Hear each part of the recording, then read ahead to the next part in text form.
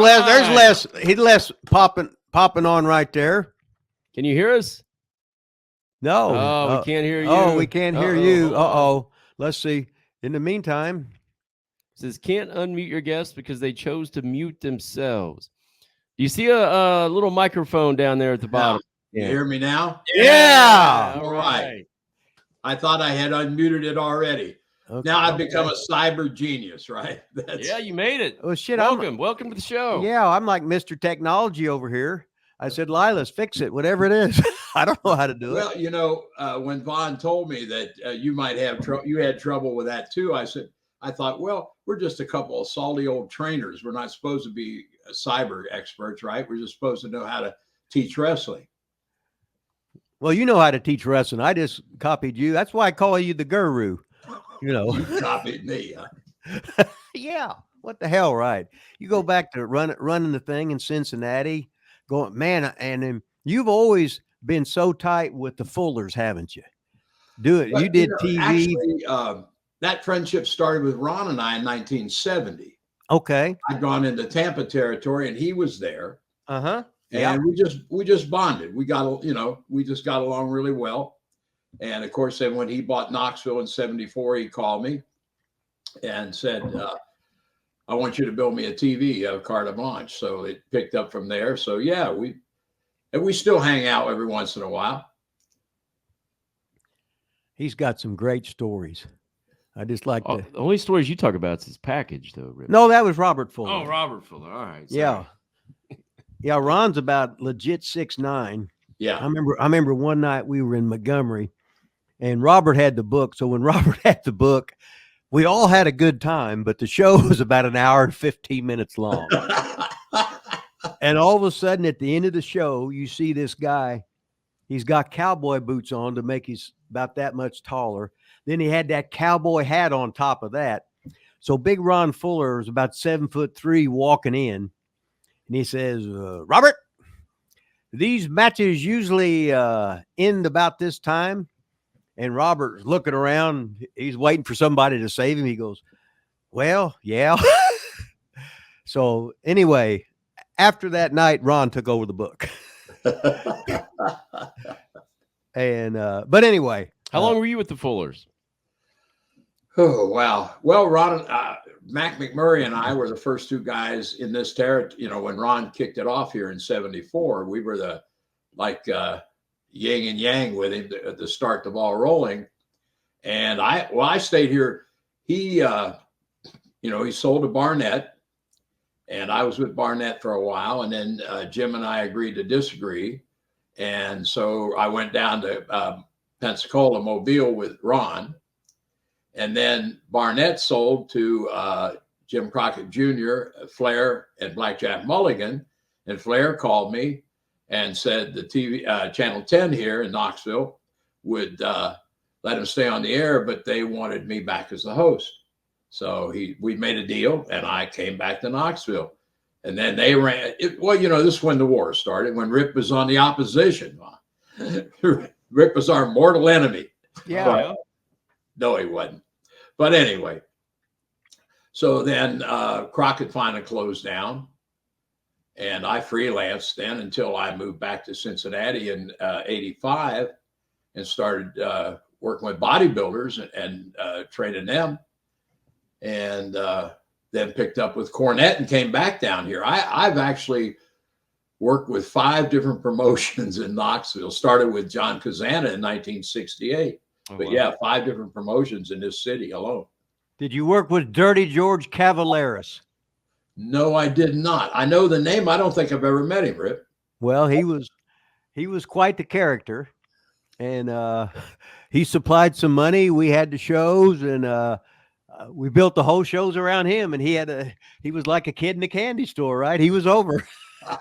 Dirty George Cavaleris. Didn't get any better than that. I heard that. Who did you start with? Who did you start in the business with? Really, I bullshit my way in. The first thing I did was find out where they got their boots that made at, and I got the $29 specials from Carlin Hildegard. I got all the 5.0 trunks, the shimmer cape, the silver bolero, all the different kinds of shit. I got that. So I looked like a wrestler. And I'm like 22 years old, and I had the black afro, and I was a high school teacher and coaching football.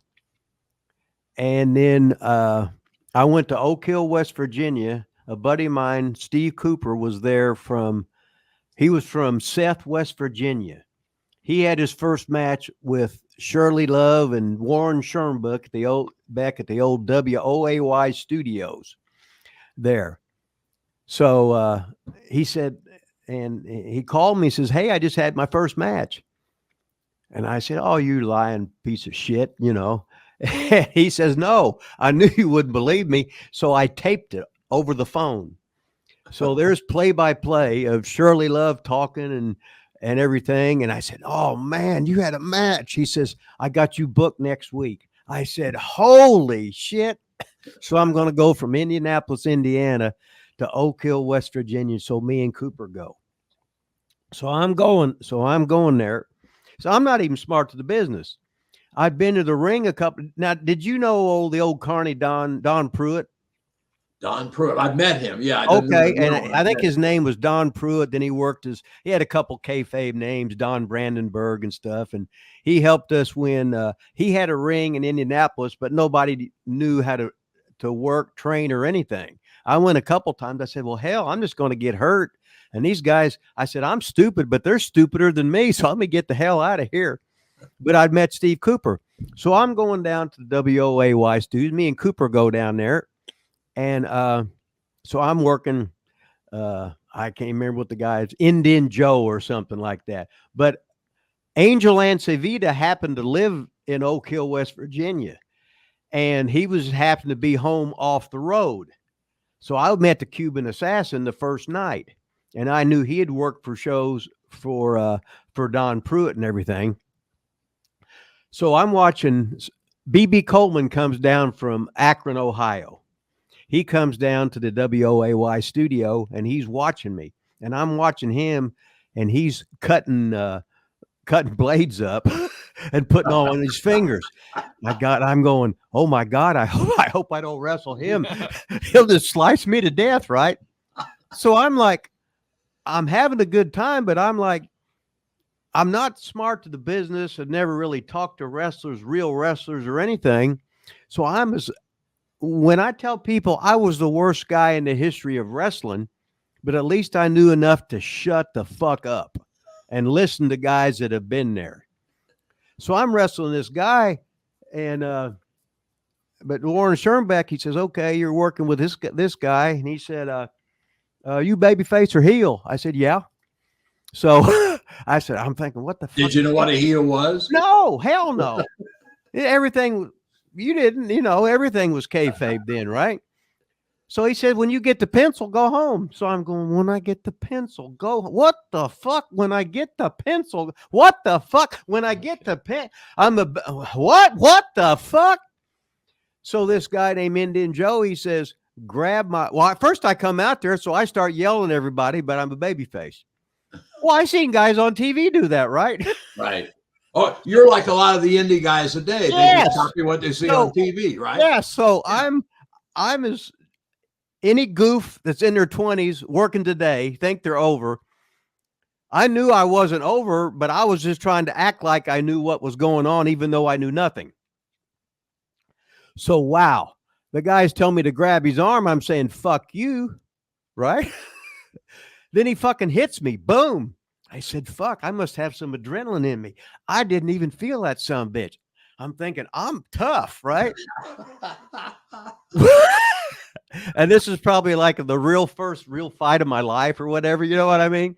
So then he hits me hard. Ow, God damn, I'm going. He's going, "Sell." I said, "Wait a minute. I heard that word before," right?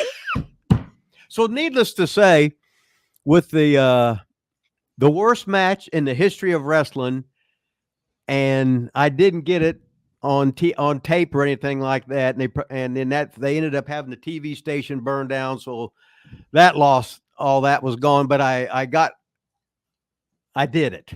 I made it through the night. I got my money.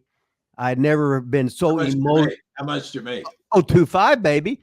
But I guess I was a good negotiator because I talked about him.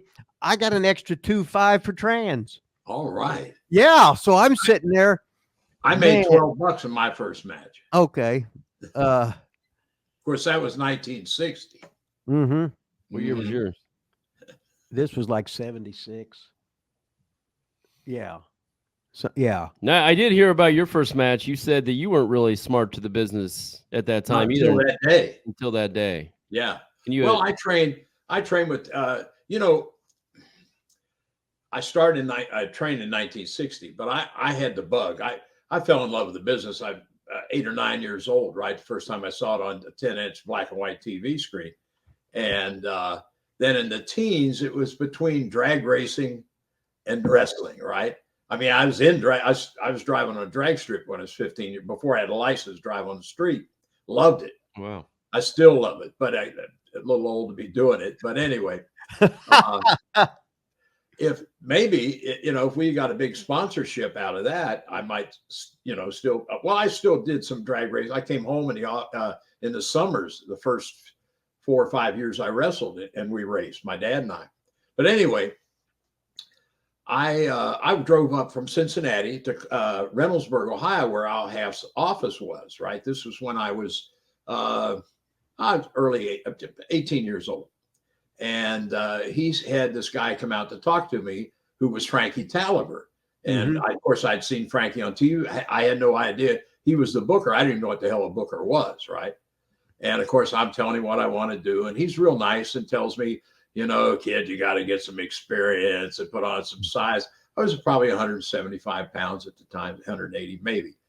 And so I'm thinking, where do I get experience? Nobody will use you, right? So you know, wrestling magazines were, hell, there must have been 7 or 8 different monthly magazines at that time. And so anyway, Wrestling Review had this story on Tony Santos in Boston, who had the wrestling school. Yes, and the first one ever, right? And so I sat down and wrote him a letter. No cell phones, no internet at the time, wrote him a letter. And so a few weeks later, I got this trifold in the mail back. In fact, I still got it. You know, I hung on to it, telling me, you know, make big money, travel the world, be a TV star and all that, right? $300 for 6 months. This is 1960, wow. Right? And so I climbed on a Greyhound bus in February of 1960, went to Boston, had no idea what I was getting into, walked into Santos's office. I mean, I didn't have an appointment or anything, right? 2 suitcases and just a dumb kid, from a 19-year-old kid from Cincinnati. And that's how I got my start. He sent me in a rooming house, $10 a week, right? God, that's awesome. I know, guy, you mentioned I was, but you know, July the 4th was 1960, my first match. And guys say, when they smarten you up? I said, July the 4th, 1960. Yeah. Right. But you know what, Rip? I've said this too. And I'm not a badass. I'm not a tough guy. But a lot of these kids that are in business today wouldn't have lasted 2 weeks in that environment at all. Because I'll be honest, they handed me my ass every night just to see if I was going to stick. Because they weren't going to smart. I'll tell you how they taught us to work. They'd say, okay, we want you to walk like you're having a match. You know, we've showed you a lot of holes and stuff. So exchange holes, do all takedowns, but don't apply any pressure. You guys aren't getting paid. And there's no winner or loser, right? So in essence, they were teaching us to work without teaching us to work, right? Wow. And so the morning of July the 4th, the rooming house where I stayed was just across the street from the gym. And Tony sent one of his sons over. Dad needs to see you. Now, this is early on the morning of July the 4th. I'm thinking, oh, I'm in trouble, right? I'm about to get my ass chewed or something like that. So I go over and he says, he said, you've got your boots and you've got trunks and everything. I said, yes, sir, I do. He said, well, you go home and pack them. Come back. We're going to talk. Today is your day. Talk about being as nervous as a whore in church. That was me, right? So I went home and got my gear, came back. And so he's starting to tell me now, he said, you know how you guys used to work out and just put the holes on, but never applied pressure? I said, yes, sir. Well, that's what the guys are going to do with you today, with the impression that that's only going to happen today, right? Right. And so anyway, but the guys will pick you up here. We went to Blue Hills, Maine. I don't know, probably 250 miles from Boston. In the car was Joe Sasso driving his little Ford Falcon. He was played football at Boston College, and he was a local kid. He hadn't been in the business too long. Bull Montana, who I'd bought tickets to see, and Cowboy Ronnie Hill, who was the guy I had my first match with, and he had come in the gym and worked out with us some. So between Boston and Blue Hills, Maine, that was a major part of my education as well. Those three guys feed me everything they could. So I worked the opener with Ronnie, and Joe Sasso and I went back against Ronnie and Bull in a tag in the main event. This was the Fairgrounds in Blue Hills, Maine. And my first shower was a spring with a cold spring water coming through a hose in the back of the towers where they have for the races on the racetrack at the fairgrounds, right? But that was my start, $12, and Nice. it went from there. But yeah, well, Dusty broke in there 9 years after me. Luke Graham broke in there a year after me. Rufus Jones broke in there. So some good guys came out of there at the time that were there. Alex Medina, Ronnie Dupree, Black Magic, Don Kindred, Pat Patterson. Well, this poster up here behind me. On the other side, over here, on the other side, me against Patterson, Les Milady against Pat Patterson, 1961 in Holyoke, Massachusetts, right? So we all lived in the same rooming house. But you know what? The whole time when I trained, before Tony smartened me up, that day at 4th of July, I lived in a rooming house with Ronnie, Al, all these guys who were smart to the business and worked every night. They never smartened me up. We'd sit down and have social life and everything. Not a clue, not a friggin' clue. But that's, yeah. Wow. That's Great that's story. the way Did it you started. win your first match? Huh? Did you win your first match? I did not. I don't remember when I won a match. Never mind my first one. But a couple of the other kids that were training, a guy named Indiana named Charlie Porter, a farmer, nice guy. We worked together some. There was a guy named Billy Graham, that's his real name, who owned a fuel and ice business in Foxborough. And actually, I worked on his. Now, you want to get some cardio in, Rip? You got 25-pound block of ice in each hand with the tongs. And those old tenement houses in Back Bay, Boston, their stairs were straight up and down, brother. So the lady on the third floor wants 2 blocks of ice. Woo-wee. And you wonder, and I kept wondering why I couldn't gain weight, right? Hauling blocks of ice, but I had cardio running out my ears. But yeah, it was, so I stayed there with Tony. I went home at Christmas of 60, came back in early winter, and then got married there in 61 November and left. And the night before I got married was Luke Graham's first match in Brockton, Mass, against Frank Shields, who later went to Minneapolis as Bo Belinsky, the truck, right? So yeah, that's some great history up there, man. There was no TV at that time in Boston, none. What did your parents think when you just took off at 19 from Cincinnati and headed out east to be a wrestler? You know what, Vaughn? I think I hit the lottery for parents. I swear to God, they were supportive. They were like my best buddies more than my mother and my father. When I got into my teens, I mentioned the drag racing. My dad helped me with the car. My mom would fix sandwiches and come and write down the people in the other cars in my class, so we knew what we were running against. And they were supportive. I started as actually an active, organized athlete at age 7 in baseball, and played baseball, football, basketball, the whole 9 yards. And they were supportive of it all. Talk about bumping heads with some guys. I played baseball against Roger Staubach. Oh, wow. Yeah. In Cub Scouts, no less, right? That's awesome. My mom used to she was a big sports fan. And after Staubach went to the Cowboys and all that, right? She had cut a clipping out of the area paper, the Cub Scout All-Star game. I was a starting first baseman for the East, and Staubach was starting outfielder for the West. Wow. So, How about but that? yeah, You know, it's crazy who you meet coming in this business or going through this business. You know, it truly is. We have a question here of somebody in the chat, one of our loyal listeners here. Wants to know if anybody taught character back then in the 60s, like gimmicks, characters, things like that. Was that ever focused on? Never. I don't remember everybody mentioning your character, right? You developed basically who you were. I mean, well, you know, Thatcher was the name that Barnett gave me because people had such a hard time pronouncing Milady. They mispronounced Malady and Malady.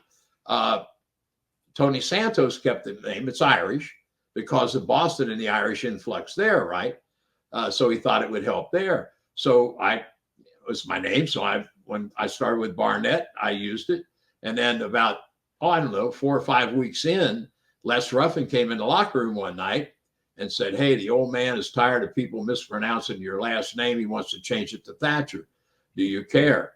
Hell, I just wanted to wrestle, right? I didn't care what they called me or if they called me. So I said, no, that's fine. So I've been Les Thatcher ever since, you know. But, that's cool. Do you know when they started like teaching character, or did people just always develop their own? When did that kind of come into play? Do you have any idea? You know what? I've said, Tom Pritchard and I have had this conversation. I bet Rip will agree with me here. We teach things today that were never actually taught to us back then. They were things we had to pick up from the guys around us. They were never somebody said, you need to do this to sell this, or you know, or your facials are bad, or this or that.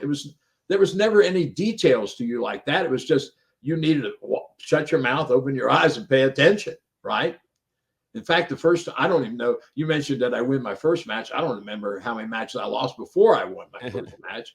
But, you know, it was always like, when I came back and worked for Barnett, it was talk about an education, doing jobs for the Bruiser, for the Sheik.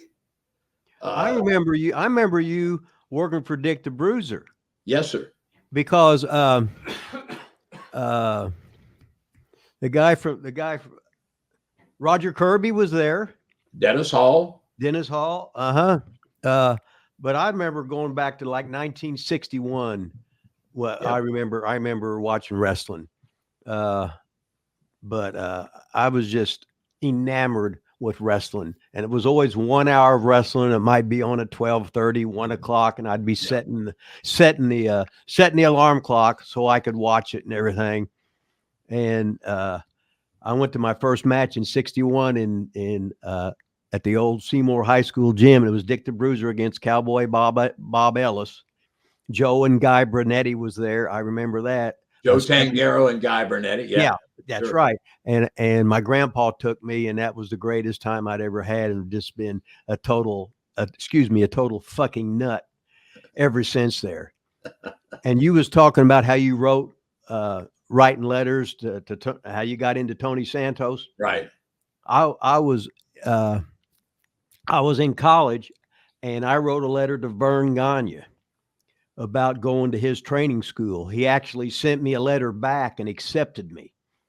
And I remember the first thing that I said, I'm a shade under 6 foot. I was really 5'10" and a half, well over 200, well over 200 pounds, 203. So I got the thing, and he wrote me back the whole thing. All I had to do was do this and that. But in the meantime, I'd bullshit my way in. It already started and started working for Bruiser. I started working for Sheik. I'd worked for the old WWF. I worked for Nick Goulas, etc. Worked for Don Pruitt. And all of a sudden, just think how good I would have got if I'd have had proper training. So you just never went? I already got into business. Well, you know, all of us, I think, you know, it was learning on the job training for the most part. It was. Well, you know, even here, I mentioned when Crockett and them bought this territory and I came back, I was going down to the Coliseum here on Fridays when the ring was set up with some of the young guys. One of those young guys was Terry Taylor. Mm-hmm. And the first time I hooked up with him, I stepped back and I said, "Are you mad at me?" Oh, yeah. I said, "Jesus Christ, loosen up. This is the work," right? But he bulled his way in. He bullshitted his way in too. I'll tell you, you were telling the story about you getting started. I'll tell you a good story about a guy. You remember Bill White? Oh yeah. Uh-huh. Hell of a guy. And he turned into a hell of a good worker, right? Okay. This was Knox in Nashville when I was working out in Nashville office. I was down here every Friday and Saturday at the time. Whitey and I were the hot baby faces off of Kazana's TV, right? Mm-hmm. And we were the Tennessee tag team champions on his promotion. So anyway, Bill had as little experience, about 5 minutes, I guess, someplace. But anyway, he conned his way in with Goulas. Mm-hmm. So Goulas booked him in Knoxville. And he rode with Mac York. For those who don't know, Mac York is Ricky Morton's uncle. Okay. Yeah. Hell of a good heel. Do you ever work with him, Rip? No. No. Hell of Ricky Morton, yeah, but no. Yeah. Hell of a good heel. Anyway, so Bill White's riding to Knoxville from Nashville with Mac. And in the conversations, Bill's telling about all his dream. You know, he wants to beat Dory Funk Jr. for the world title. And Mac's figuring out this guy's not completely smart to the business, right? Uh-huh. And he said, well, you know what? To get your start, you want to get over in this territory, people notice you. He said, now tonight, you and I are wrestling the Tennessee tag team champions. It's not a championship match, but if you could beat one of those guys, boy, they'd notice. Yeah, you think? So, but of course, Mac don't share that with Whitey Caldwell and I, right? He don't tell us. So I started the match with Mac. And he finally tagged Bill in. And Jesus Christ, it was like a building. It just hit me, right? And finally, and I said, loosen up. And he could, finally I hooked him and took him down and got in his ear. I said, relax. And you could feel, kind of the tension go out. I said, relax and listen to me. We're going to get through this, right? And so he calmed down a little bit. So anyway, when I tagged Whitey, I said, you're going to love this. Now, seriously, I don't know. Did you ever work with Whitey? No. That was one tough SOB. Pound for pound, one of the toughest. I mean, legitimately. The boys from East, the Tri-Cities, walked softly around Whitey. I don't care what their name was or what their size was. Anyway, Whitey locked up with him, and all hell, Whitey snatched him. Because he got stiff with Whitey. Whitey took him down. Anyway, we got through it. Got back to the locker room, and I grabbed him by the arm and took him in the shower room before anybody else got in there. And I said, listen, if you want to live the rest of this week and have a career in this business, loosen up. God damn it. Listen to the guys you're working with. But that was, he was, I don't even know, half smart, right? But he figured if he beat us, and John Kazan would tell Nick, and Nick could give him a shot at somebody's title, right? Did he ever say anything back about it? Huh? Did he ever say anything about it, like back to you? Oh, Bill? Oh, he's told people I was one of his trainers. When he got an award at Cauliflower Alley, he had me, presenting because, Well, you know what? I never thought that Jim Dillon said I was part of his training. Scott Casey says the same thing. Terry Taylor. So I guess I was a trainer before I was a trainer, right? Only I didn't know it at the time. Well, that leads into our next question here. So we might as well get into this a little bit while you just mentioned that. Said, my question for Les is favorite memories of HWA and his views on former WWE developmental companies like OVW, FCW, Memphis, and Deep South. So before you get into that, how did HWA come about? Did you just get that started on your own? Wow. Actually, I was training bodybuilders and competing myself. I'd compare biceps to the Rip, but he's got that great genetic peak on his. No, he was flexing earlier. No, it's called cheat curls. It's called your mom and dad gave it a damn genetics. I know exactly what it's called. On the 12th set. On the 12th set, right? I said, I'm gonna get these and nothing will stop me until I tore my bicep. But yeah, I envy that damn peak. Yeah, well, just tear him. Remember Albert Beckles? Oh, Albert Beckles. Oh man, didn't he? He had a beautiful set of biceps. God, I'm just a bodybuilding nut like you. Well, I was the senior trainer at Perillo's in Cincinnati. John Perillo Performance. Uh-huh. You know who John is? Not anymore. National NPC judge. He trained Linda Murray, which I got a chance to work with her. Uh-huh. He trained Mike Ashley, Sharon Bruneau, Debbie Mugley. Yeah, so I got to work. Ron Love, when he was getting ready for the Olympics a couple of years, stayed at my house a couple of weeks, and I did.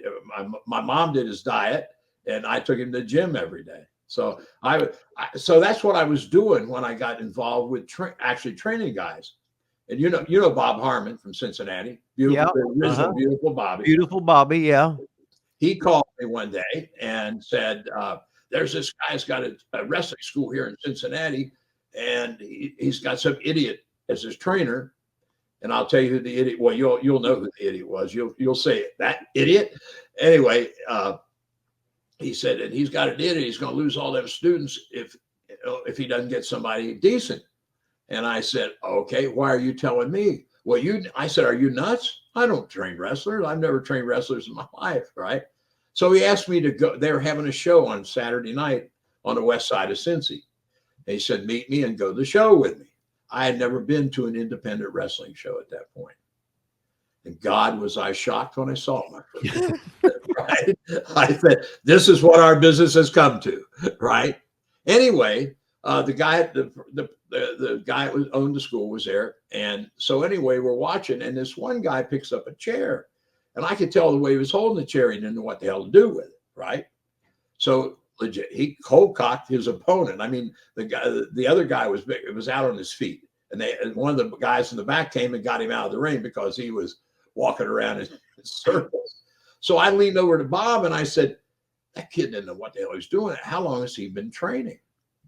And Bob leans over to the guy that owns the school and says, ask him. And he leans back to me. He said, he's had 6 training sessions.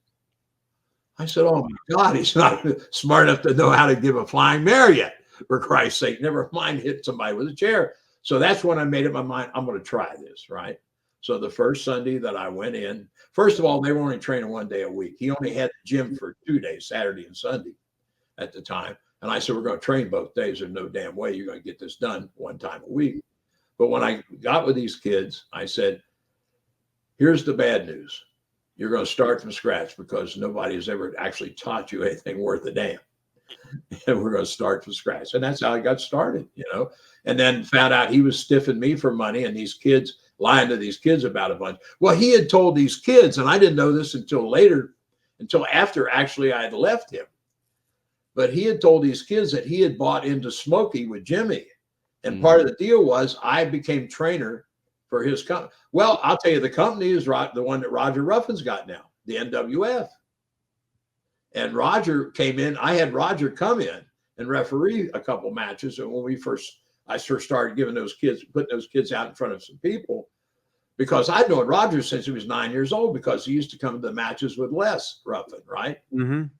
And so I've known Roger since he was 9 years old. And he's the one that actually ended up with NWF because some of the guys from there, we split off, bought a ring from, where the hell did we get the damn ring? From Mike Samples. And that's how HWA started. So just to backtrack a little bit here. So the guy that was running it, did he agree to let you come in then? Like what? He was talk about a con man. He had a ministry that bought him a car, and I don't know that he was ever a God-fearing man or a minister, but he had told these kids, and I'm finding all this out later, right? He had told these kids that he was going to Japan to wrestle for a week and just didn't show up. And none of them knew where he lived or a phone number. He would contact them. They didn't know how to contact him. So he comes back in at the end of this week with bandages on his head, saying he got juice against Inoki. And all I saw this guy for 2 minutes in a wrestling ring, and he don't have a friggin' clue. Right, he can barely slap his ass with both hands. He was just a con man, right? And I realized he'd stiff me for a few bucks, not a lot, but he was jerking these kids around too. So one of the kids said, "Well, I'll help buy a ring," and so that's how HWA got started initially. That's awesome. So did you get rid of that guy then? Huh? Did you get rid of the con man then? Did he just leave? The con man we walked away and left the con man. Oh, but, you just went elsewhere. Yeah. I got and you. then Roger took over as his trainer. Got you. And then Roger ended up with the company. But we came up with a name there too, the NWA, Northern Wrestling Federation. So somebody said you're talking about Bag Brown. I don't know. Is that the same Bag Brown you used to talk about? God, I'm trying to think. Bag Brown. Oh, God, Bag Brown. I remember Roger come out. I was booking Kansas City, and Psycho Sam Cody was out there. He went home and got Rowdy Roger Ruffin and brought him out to work for Geigel. So, God, I've seen not as much stuff as you, but I've seen some good stuff. But when we was talking about when I'm on the guys today, what I'm on and about is we pretty much wrestled every day when we were in the territory. So we got so good, but we got good because we shut up and we discussed things in the match, what you could do, how to be different. And you would critique yourselves. The young guys just shut up and the older guys helped them. And I was so bad, but guys knew that I had a good attitude and I would shut up and do what they told me. A couple guys would fuck with me, but that's okay. That's the wrestling business. But right. Most of it, I would learn to filter good and the bad out. And so I'm in the cars with Buddy Rose, with Roddy Piper, with Randy Savage, with Angelo, with Ronnie Garvin, with Bob Roop, with Boris Malenko, with Bob Orton Jr. So I'm learning all this shit. So, and I'm getting better and better and better. And I'm calling everything on the fly. So when I started teaching at OVW, I had never taught anything in my life, but I guess I was sort of good at it because I got 70 guys jobs with WWE, not with the guys that were the chosen few, like the Brocks, the Sheltons, the Batista, the Cenas and stuff like that, but with the guys like Santino, Serena Deeb, the guys, Armando Estrada, JTG, the guys that come in and join the beginners class. Because I got fired twice by WWE. No, if you was a girl, I'd call you a lazy fucking cunt. Hey, don't say I know. No, that's me. Don't say it on YouTube. Oh, well, whatever. Okay, we'll zap it out or whatever. And then I'd question. I said, no, you're a fat, lazy, whatever. And I said, that ain't going to happen around here. I said, I'm going to push you to be so good because you think you're good, but you're not. You get out here in the dog eat dog world I said, girls, if you're hot, other girl wrestlers hate you. If you can work and you're hot, they're all going to figure out some way to get rid of you because there's only so many jobs in this business. And I got to teach you guys. I'm like Sergeant Carter protecting Gomer Pyle from the war in Vietnam. And I got to make you guys so good that when you actually go in there and you got hardly any experience, you're going to be better than the other veterans. You can call this shit. You understand this shit. As soon as you screw up, I'm dinging you, get the hell out of my ring, whatever. And you sit there and listen and watch and shut up. And I will make you good. And I will take everything personal about anybody screwing with you too. But this is an art. You got a 1 chance in 1,000 to make this thing. Right. And a lot of them made it. So, you know what, between the two of us, if we get the people that we have touched their careers, we could have a hell of a territory, couldn't we? Yeah. We have multiple. So back to the HWA then. How long did you have it until you got it developed? 10 years. Until developmental came in, though, and how before developmental, we actually started HWA. It was in 92, and the first time that developmental thing came up. Well, first, Corny called me, and WWE needed some some guys, enhancement guys, right? So the first time any of my guys worked in a major ring was at Cincinnati Gardens for WWF. I put 3 guys in there. And so they used a couple of my people like that. Then Pritchard came by and talked to me, and Brother Love, and Bruce said, we're consider you for developmental territory. So we talked about the money and talked about what to do and this and that. I said, good. So I kind of thought we had a deal. He went back to Stanford. So I'm waiting. And I told the guys that are with me, I think this is going to be a great move for us. And I called and I talked to Terry Taylor, and nothing's happening. No contracts come or anything. So one day my phone rings and it's Gary Juster from WCW on the other end of the line. And he said, JJ and Terry Taylor and I were, or Terry was still at WWE at the time. JJ and I talked about you, and we think somebody's reading our mail. And I said, what do you mean? So we were talking about,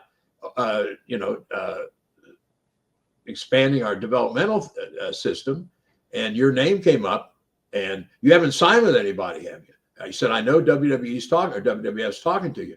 I said, no, I haven't signed a thing. He said, well, please don't until we talk to you. We'll fly you down here, and sit you, blah, blah, blah.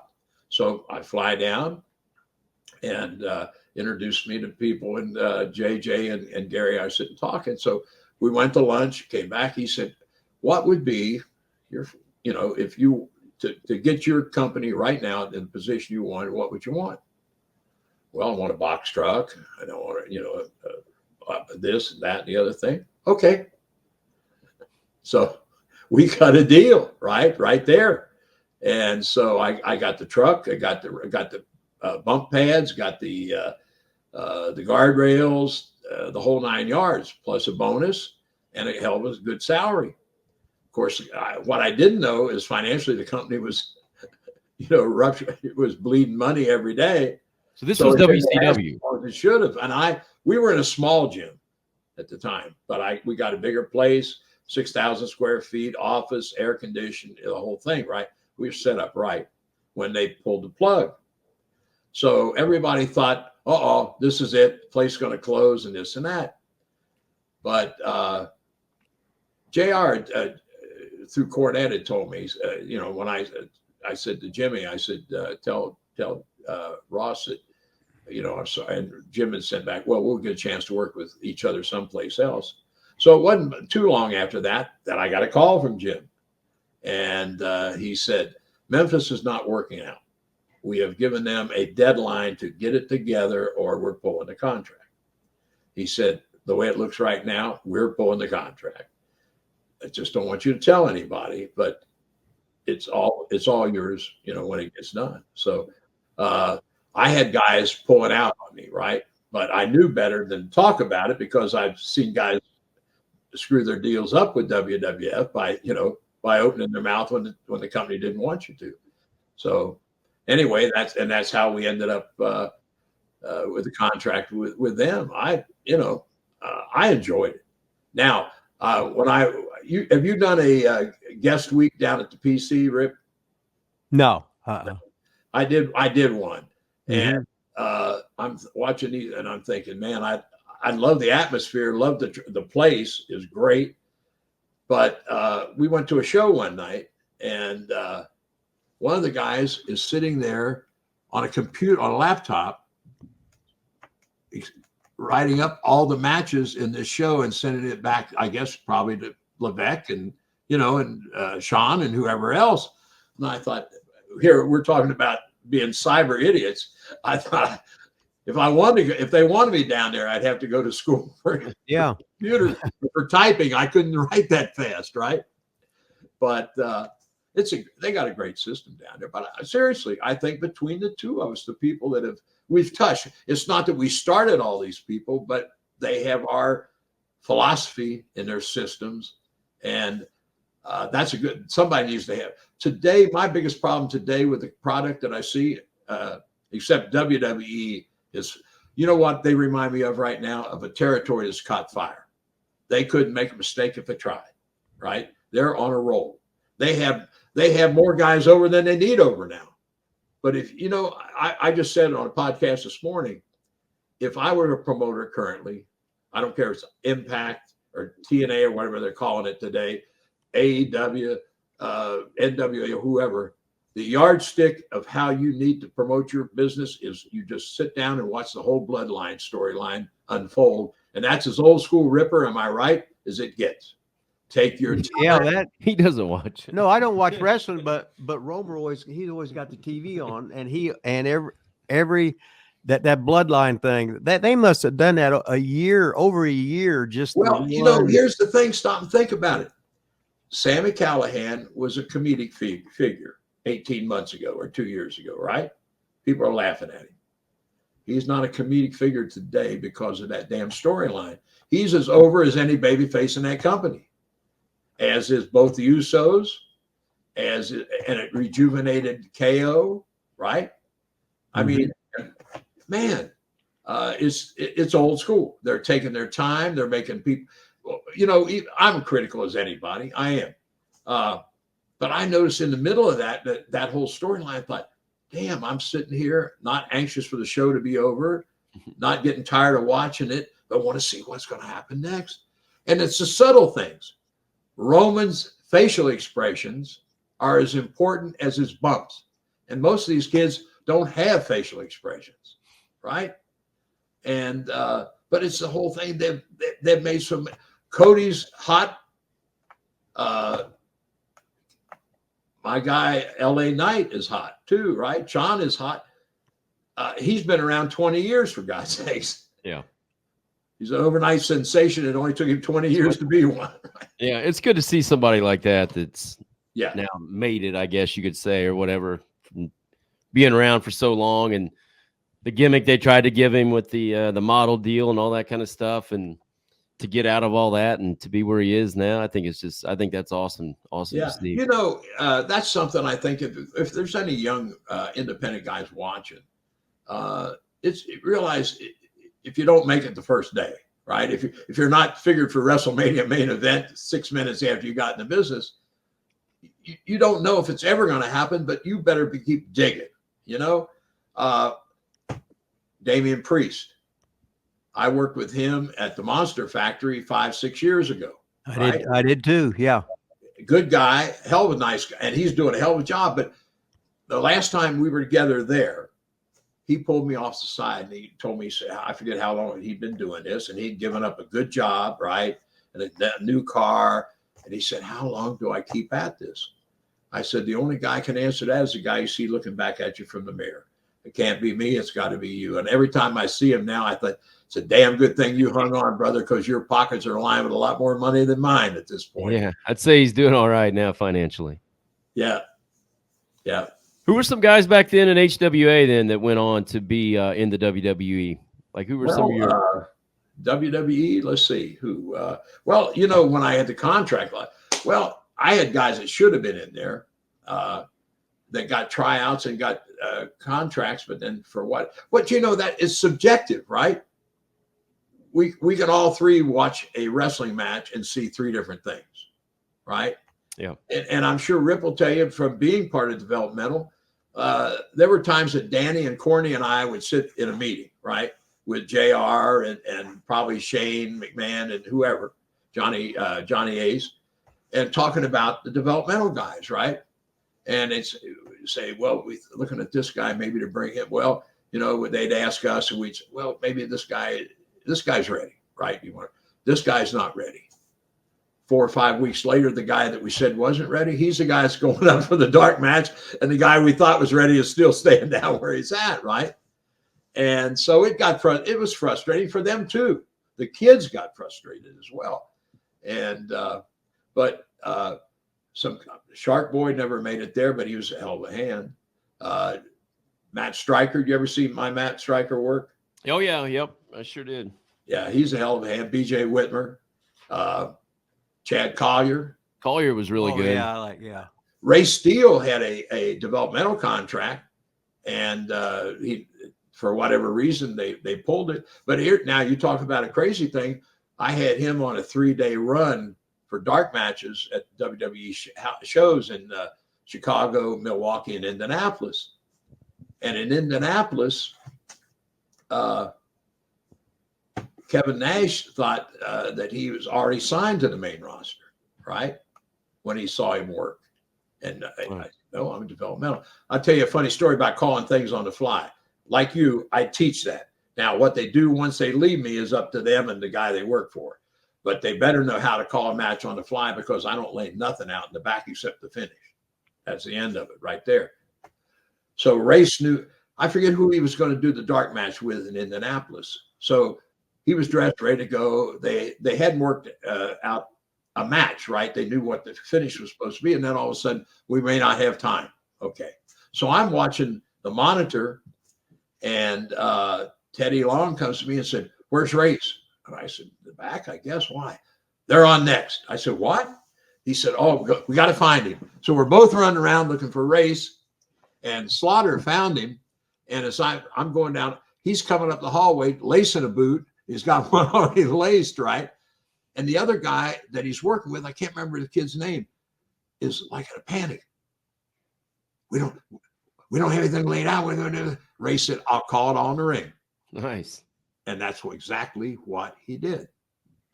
And that scored points with the guys who meant something in the dressing room, right? Like Dean Malenko and Nash and those guys, right? So, well, you know what I say too, here's the thing. Even if everything is laid out in the back, human beings make mistakes, right?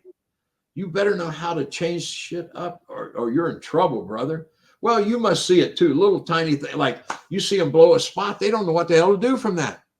They don't know how to get away from it, cover it up, and come back to it. They stand there with a thumb up their ass and we'll punch each other to death. Okay, that's a good move. Well, I don't know if you watch AEW at all, but I don't know how I'm afraid that I do. Yes. I don't know how they memorize all those 20-minute matches with 9,000 spots. I wouldn't be able to memorize all that stuff, because I'm pretty sure they're not calling it out there the way they go from. Well, I know some of the guys that can, but do they or not? I don't know. Well, yeah. When we first got to WWE developmental, I put Lance Cade with one of my guys in a tag team, right? Yeah, he was really good. The end of the first week, my guy comes in and says, I don't want to be his partner anymore. I said, "Why?" He said, he panics. I tell him we're going to call it on the ring, and "Oh no, we got to lay it out back here," right? A year later, when we were leaving the company, right, and they were going down to OVW or wherever, we did our TVs in OVW, and Lance worked with that with my champion that night, the last TV we did down there. And when he came back, he walked up to me and he smiled. He said, "We called it all in the ring." So he saw the value in it too, right? But you got to know how to make changes. Let me ask you guys this. And this is something I talk to young guys about, and they look at me like I'm nuts, or they don't understand. I'm a big reader of detective novels and stuff, right? But the book is to be it's got to tell a story. It's got to capture you to make you want to stay in the story. The characters have to be rich, right? If I'm a movie or a TV show that I'm hooked on, is because the characters, the story, and the actors belong in the part they're playing. They're not being somebody they're not, right? How is that so fucking hard to understand? And the wrestling business should be the same goddamn way. Am I right? Huh? Les, you're talking like me out there. What the hell's the matter with you? You're the gentleman. I could match you and Cornette both verbally. I just try not to. I'm too old. I'm supposed to be the voice of reason, but I'm not sure what the reason is. It's like I was such, quote, an asshole. When I was teaching OVW, nobody ever told me what to teach anybody. Nothing. No. So they said, well, this guy's going to be a babyface. And then they would bring him up as a heel, right? And vice versa. So I said, "Hey, excuse me, I'm teaching all you motherfuckers everything now." So I said, they're going to test you when you get there. Sure. And that's the way it is. But you're going to be able to adjust, right? And I'm going to teach you. I said, "Hey, it's all bullshit. You're going to have a 7-minute match." And I said, "You're going to walk through the goddamn curtain. They're going to say, you got 3 minutes." Right. So all that shit you laid out, you're going to have to learn to work. Yes. Learn to work, and then once you get away from me, forget everything I fucking told you, unless the ring breaks down or whatever, and then you just do as you're goddamn told. Because if the boss says do this, this, this, this, and this, and that's it, do what the boss says. Nothing else goddamn fucking matters. You know what? Benoit told me a story one time, and I won't mention the guy I worked with because I hate throwing anybody under the bus that maybe doesn't deserve it. But anyway, he was working a pay-per-view with some guy, and the guy walks up to him, that day with 2 or 3 typewritten pages and hands them to him. Chris says, "What's this?" He said, "That's our match." Chris said, "No, it's your match." Hands him back the papers. He said, "I can't memorize all that crap. You call the match." So I said, "Did he?" He said, "Oh, he started to." And I said, and he forgot all the shit he had written down, and I took over and called the damn match. And you know what Benoit called it was a hell of a match anyway. It was a broomstick, for Christ's sake. So yeah, all that. We were in a little gym over in North Carolina a few years ago. A guy had, and Ricky Moore. I'd heard Morton was there. I hadn't seen Morton in a while, and I went over there, and we were working out with some guys. You probably know some of the guys we were working out with that work some of your shows. I'm trying to think who they were. Don't matter. But anyway, one of the guys was talking about. We overheard these 2 guys talking, and one guy saying, "Well, I'm working with so and so in 2 weeks, and he's saying we should do this and do this and do that." And Ricky said, "Wait a minute." He said, "You got a match 2 weeks away, and you're now talking to." Oh, he said, "No, he wrote the match out." He said, "What?" Oh, he said, "I got it here. Let me show it to you." Right. So it's not these typewritten pages, and the opening line is, "We lock up." Well, thank God for telling me that. I wasn't sure I knew how to do that. Right. But anyway, he's reading that, and I'm reading over his shoulder, and he said, "Somebody give me a pen." So Ricky took a pen, and at the bottom of this, where there was space at the bottom of the last page, he writes, "This is effing bullshit," right? And signed his name. I said, "Give me the pen." And I signed my name too. Ricky said, "Now take us back to that jackass and tell him how to learn to work." That's awesome. Hey, by the way, Rip, not surprisingly, Rip did not answer your question About what? one bit. About what? He was like, "Let me ask you a question." He went on about the storytelling, like a movie and that kind of stuff. And well, you know what I use for example? Seriously, you both have seen Scarface, right? With Pacino. Yeah. Yep. And I'll say to a group of kids, "Who here has seen Scarface?" And of course, all these. How many guys have seen it more than once? Why? What do you mean? Why? Well, why did you watch it more than once? You were captivated by it. Why? Good actors. They're playing they become the character that they're playing. The story is hot. It goes from Scarface's childhood to the big shootout at the end with the big pile of coke and the whole thing in the mansion. It's 2 hours long. How'd you watch? Wrestling fans can't watch you wrestle for 2 hours. How could you possibly watch that? Because it was good. And they can watch you for an hour or whatever it takes if you're doing it. Guys say people don't buy that anymore. I say they buy anything you know how to sell. Period. End story. Right? Right. Yeah, I agree. Hey, you got any? Tell us a little bit about working with Jim Cornette at Smoky Mountain. How'd that come about? What was your role there? I think I heard you on another podcast. Weren't you announcing for him at that time? I did color and play-by-play.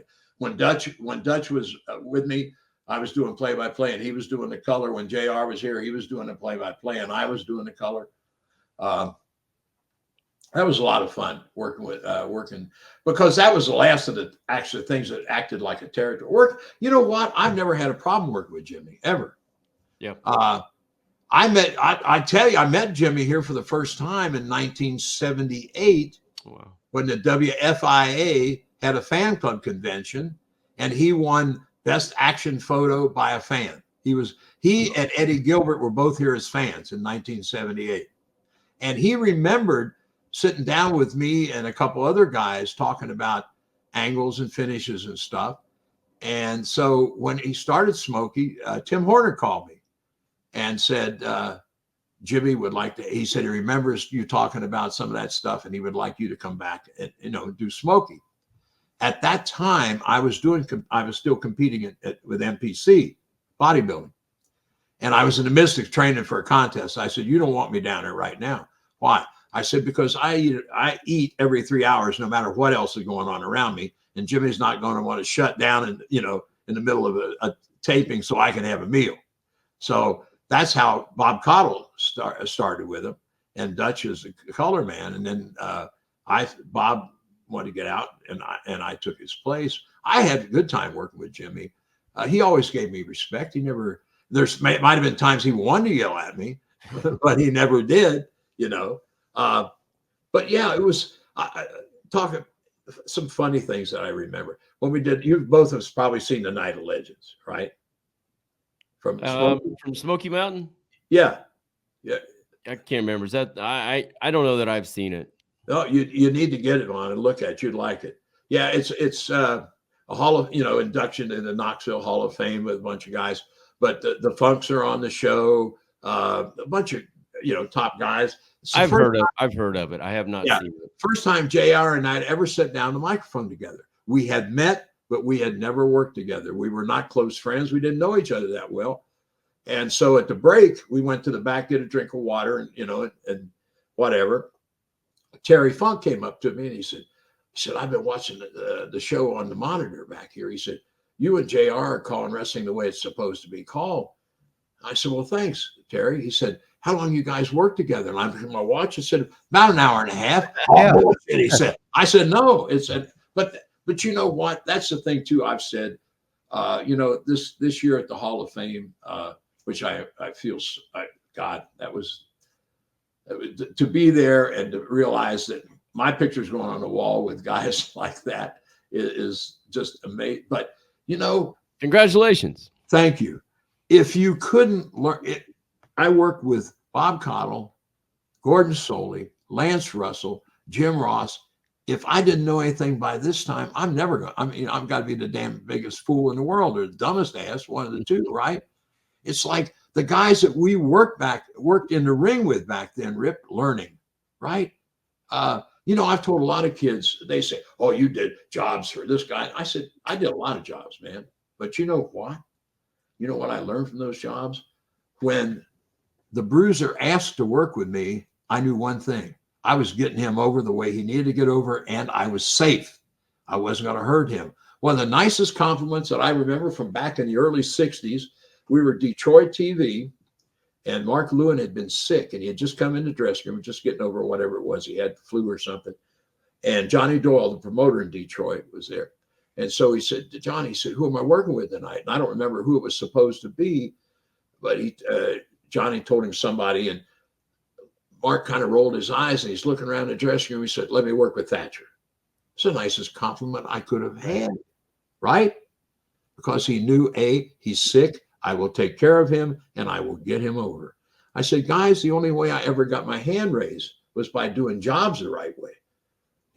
Unless your daddy is a promoter or you're 7 feet tall, you don't go into this business getting your hand raised the first night. There's just no damn way. Hey, let me ask you this question. What do you think? Maybe you didn't have a favorite, but between wrestling, announcing, and training, what did you enjoy the most of those?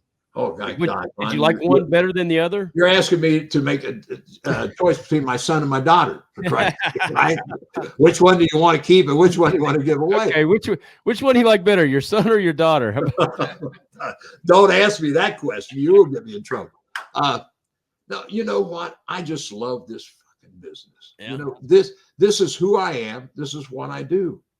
And I'm proud to say my fingerprints are on television, magazines, training, booking, promotion.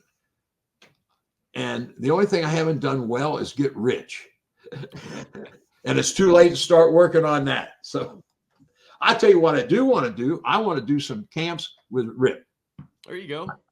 We got the chance to work together in Charlotte that one year.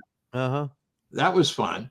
And every time my wife and my 14-year-old granddaughter would step into the room, I'd go and Rip, the family's here. Watch your language. Then they'd leave, and I'd say, "Rip, they're gone." He'd say, "Motherfucker," right? Yeah. And we'd go on. Did you and Rip ever work together in any of the territories? Wrestle No, together? we never have. No. But you know what? That's people say, "Well, you must know this guy." You know, but there were so many territories, and you were, you know, you could pass it. Buddy Rogers was my childhood idol. I mean, I wanted to wrestle Buddy Rogers so bad I could taste it, right? And never got the opportunity to meet him. Oh. I've got a picture of him and I when I was 12 years old, right? Taken in Cincinnati Music Hall. I got a picture with him. I was in New York City. I was at some fan club convention. All of a sudden, this guy yells at me, "Hey, Rip, come here.